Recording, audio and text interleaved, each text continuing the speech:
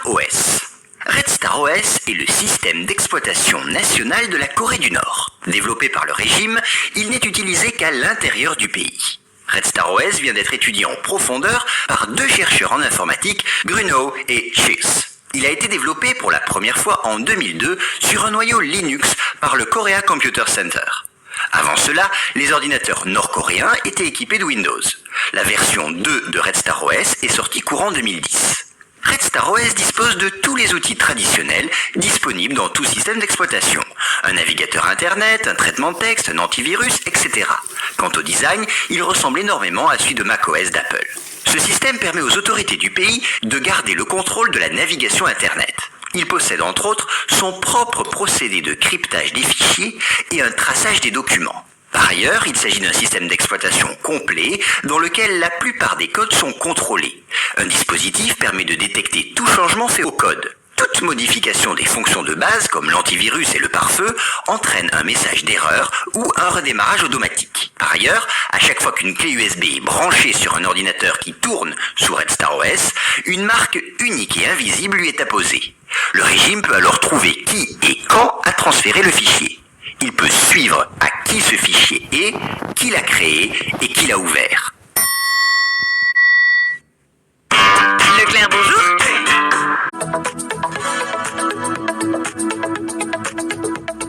Snapchat.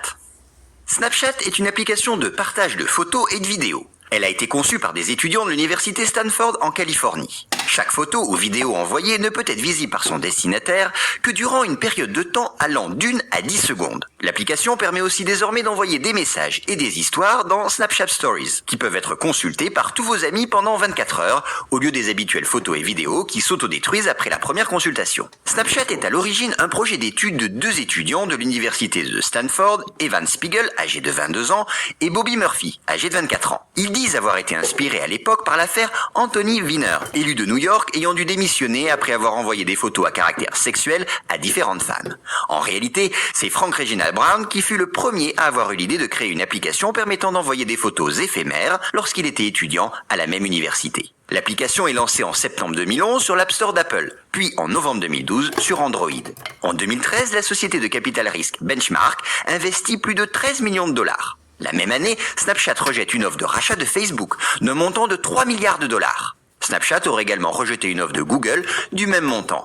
L'entreprise est aujourd'hui valorisée à 16 milliards de dollars. L'application a plus de 100 millions d'utilisateurs actifs dans le monde, dont plus de 5 millions en France. La répartition homme-femme est de 35% d'hommes et 65% de femmes. Sur le réseau, l'âge moyen est de 71% de moins de 25 ans. Quant à la fréquence d'utilisation, 40% des jeunes de moins de 18 ans affirment utiliser Snapchat plusieurs fois par jour.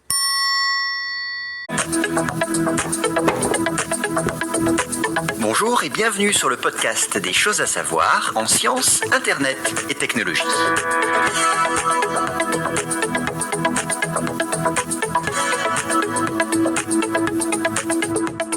Quelle est l'histoire de WhatsApp ?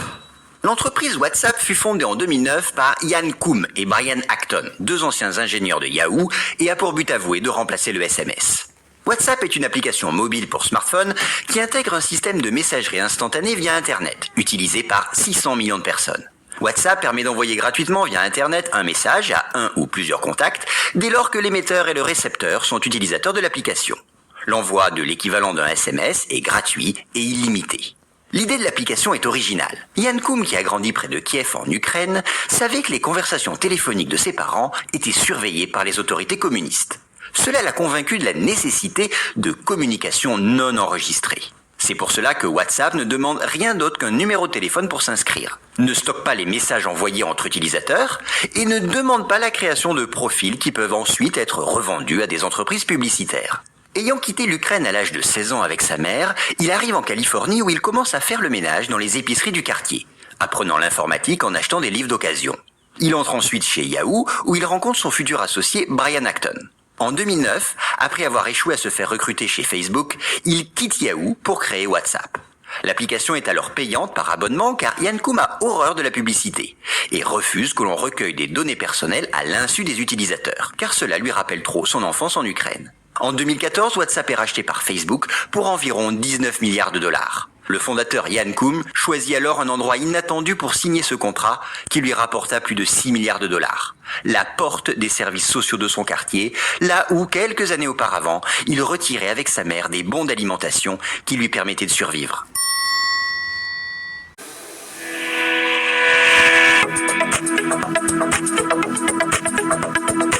Bonjour et bienvenue sur le podcast des choses à savoir en sciences, internet et technologie.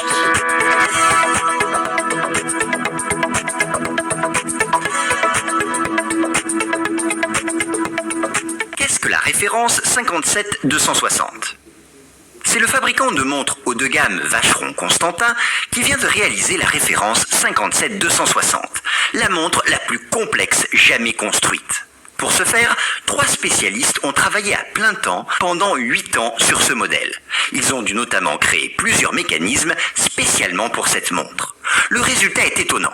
La montre permet de donner la date dans 5 calendriers différents. Des informations relatives à la Lune et à ses cycles, possède une fonction sonnerie progressive pour l'alarme, donne la position des constellations dans le ciel, sonne sur 5 timbres différents, ou encore donne l'heure dans 24 lieux de la planète. Mais une fonctionnalité a en particulier donné du fil à retordre au fabricant. C'est le calendrier hébraïque. Celui-ci nécessite de tenir compte de la durée variable de cycles, s'étalant sur des années qui peuvent être de 12 ou de 13 mois, avec des cycles de 19 ans et des mois variant selon l'année et contenant 29 ou 30 jours. Le nom de la montre la plus complexe du monde, référence 57260, rappelle les 57 fonctionnalités et 260 ans de la marque.